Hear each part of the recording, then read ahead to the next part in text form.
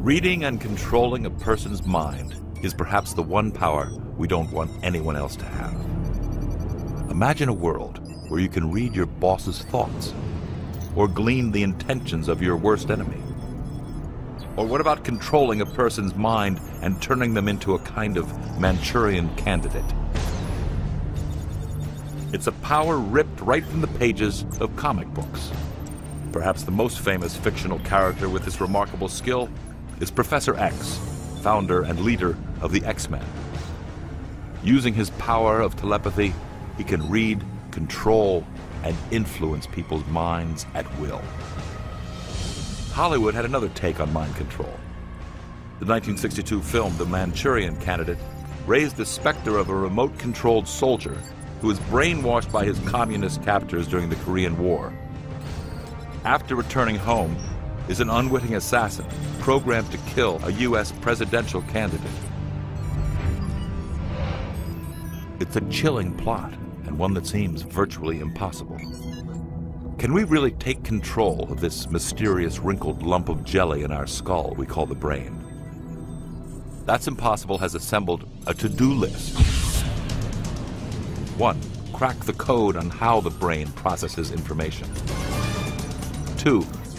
Develop the technology to tap into, even steal, thoughts. 3. Perfect the means to remote control another person's actions. Right now, in secret and public, scientists are working on the important first step to reading the mind. But how? The brain's complexity dwarfs that of any existing computer. There are approximately 100 billion nerve cells, or neurons, in the human brain, almost as numerous as the stars in the Milky Way.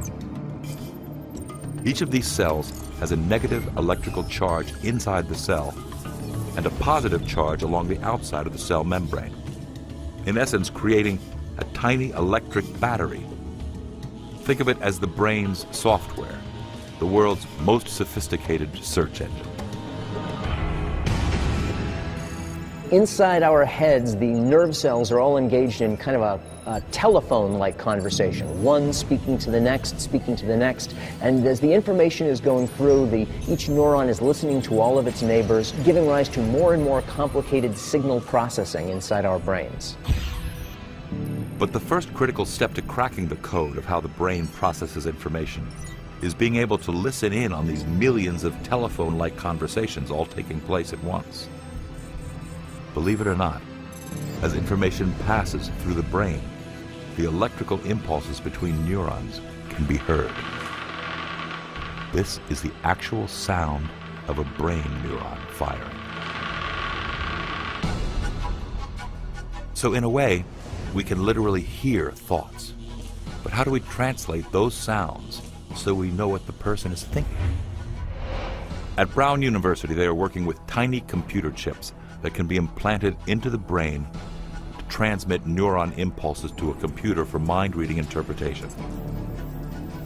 It's like connecting your iPod to a computer and downloading music. Scientists can now connect your brain to a computer. Their goal is to help the mentally impaired. So this is the next generation sensor system. Dr. John Donahue is director of the Institute for Brain Science at Brown University. He's developed a remarkable piece of technology that can hardwire our brain to a computer. It consists of the same electrode array, the baby aspirin-sized 100-electrode array that goes into just the surface of the brain. This tiny chip monitors 100 different neurons as they fire. The firing pattern is displayed on this grid. These spikes, these electrical impulses that come up. We know that's a language of the brain, a rapid communication system for the brain. What if there was a machine that could crack this code and interpret what these spikes mean? There is. It's called BrainGate, and it was developed by Dr. Donahue. The way it works is that the tiny chip he's holding in his hand can be implanted in a person's brain. The chip picks up electrical impulses, which specially designed software then interprets as the actions a person wants to perform. Essentially, the chip can read a person's thoughts, much like a computer can recognize a voice and interpret what it is saying. In one of the rare times ever tested on TV, Dr. Donahue has set up an experiment to demonstrate the remarkable ability of BrainGate. He places the chip on his scalp and takes a seat in front of a computer that's been loaded with the BrainGate software. An arm, simulating Dr. Donahue's arm, appears on the screen. Also appearing is a ball. The challenge? Using only his thoughts, Dr. Donahue will attempt to control the arm to reach for the ball and move it. These are real-time images of the electrical impulses firing inside Dr. Donahue's brain as the chip listens in on his thoughts. His mind is asking the arm to move. After a few moments, the arm obeys. It slowly glides across the screen, reaches for the ball, and gently moves it. Amazingly, Dr. Donahue has moved the arm simply by willing it. Dr. Donahue is looking to a day when the impaired will be able to play the piano without actually touching it, or type on a computer without using their hands. Embed a chip in the brain and one in the machine, and it can all be done wirelessly.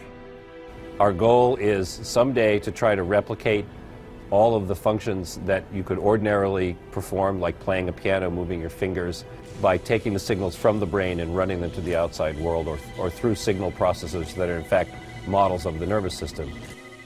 Of course, if we do that, that means we actually understand how the nervous system works. Once this technology is perfected, will reading brain waves be as common as picking up a wireless computer connection? Will we be able to tap a person's thoughts at will? We are on a path to creating a world where man can control machine through thoughts alone. But if we can control machine, can machine also control us? Could we all become robo-humans that are controlled by implants that scan our brains and enslave our thoughts? Is this a world we want? Because it's coming true.